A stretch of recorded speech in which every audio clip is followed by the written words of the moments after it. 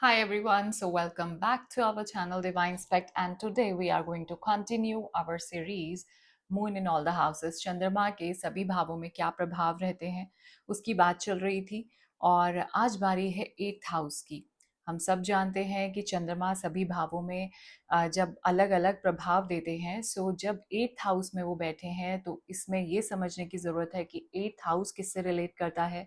And if you want to know पहले तो चंद्रमा किस किस चीज़ से रिलेट करता है हमारी लाइफ में, सो ऑलरेडी इंट्रोडक्शन बॉक्स में आपको मिल जाएगा लिंक प्लेलिस्ट का moon in all the houses. So first video में आपको चंद्रमा से रिलेटेड जितनी भी चीज़ें होती हैं लाइफ में उससे रिलेटेड आपको जो है नॉलेज शेयर की गई है वो मिल जाएगी। So today we will talk about 8th house की कि 8th हाउस किससे रिलेट करता है। 8th हाउस बहुत मिस्टीरियस हाउस है। 8th हाउस रिलेट करता है रिसर्च से। कुछ भी मिस्ट्रीज आपकी लाइफ में होना, मिस्टीरियस इवेंट्स होना, मिस्टीरियस सिचुएशंस बनना। अगर प्रोफेशन की भी बात करें तो ज़मीन के भी नीचे बिल्कुल खुदाई करके जो गड़ा हुआ धन बोलें या गड़ी हुई कोई चीज़ बोलें तो उससे रिलेट करता है। So it's all hidden. अगर हम स्टडीज़ में बात करें तो एस्ट्रोलॉजी, ऑकल्ट, जिसमें बिल्कुल गूढ़ रिसर्च की ज़रूरत है, उन सब चीज़ों से रिलेट करता है चंद्रमा। चंद्र 8th house, sorry. And if we talk about surgeries, if we talk about accidents, sudden gains, profits, बहुत ज़्यादा ups and downs, इन सब से relate करता है 8th house हमारा। और यहाँ पर आकर बैठ गए चंद्रमा।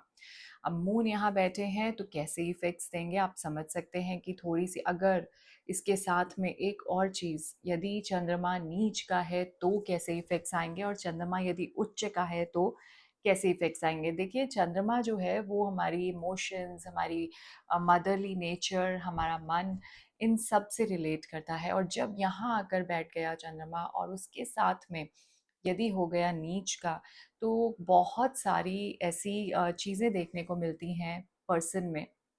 क्योंकि वृश्चिक राशि है, मंगल की राशि है, तो कहीं ना कहीं यहाँ पे इफ़ेक्ट्स आते हैं कि एंजाइटी, इमोशंस, बहुत ज़्यादा अप्स एंड डाउन्स लाइफ में आना और उन एक्सपीरियंसेस का आपके मन पे बहुत ज़्यादा गहरा प्रभाव होना। इससे आपकी लाइफ ट्रांसफॉर्म भी होती है।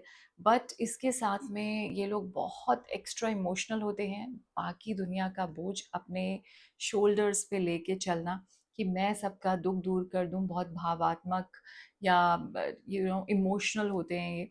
और इसकी वजह से कहीं ना कहीं ये अपनी लाइफ को भी थोड़ा सा कॉम्प्लिकेटेड कर देते हैं, क्योंकि ये चाहते हैं हम सबको हील कर दें, सबको ठीक कर दें, सबके दुख खत्म कर दें।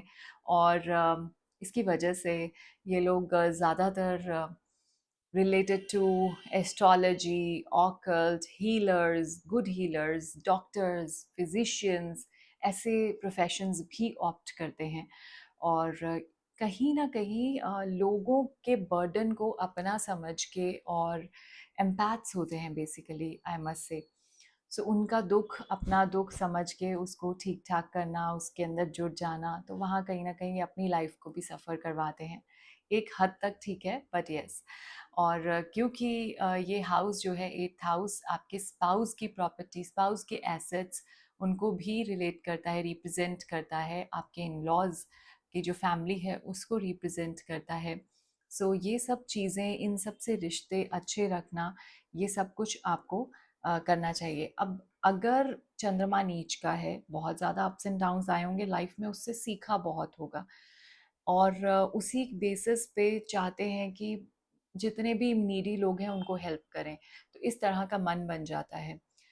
ऐसे लोगों का जो है लाइफ में किसी ना किसी का बहुत ज़्यादा आपकी लाइफ पे एक इम्पैक्ट रहता है, किसी भी एक पर्सन का आपकी लाइफ में इम्पैक्ट रहता है। और मोस्ट ऑफ द टाइम वो होती है मदर।